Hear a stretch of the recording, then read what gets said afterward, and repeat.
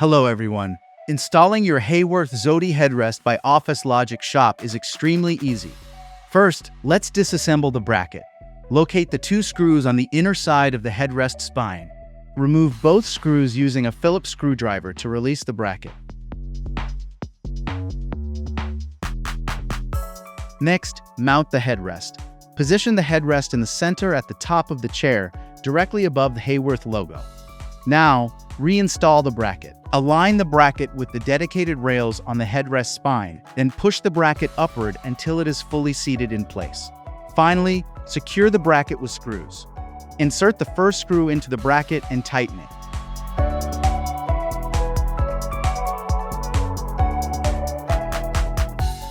Then insert the second screw and tighten it as well. Make sure both screws are firmly secured.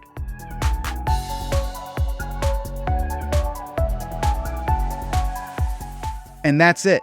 Your Haworth Zody Headrest is now installed and ready to use. After that, adjusting it is also very simple and straightforward. You can move it forward and backward to find the perfect position. To adjust it, push the headrest all the way forward to unlock the function.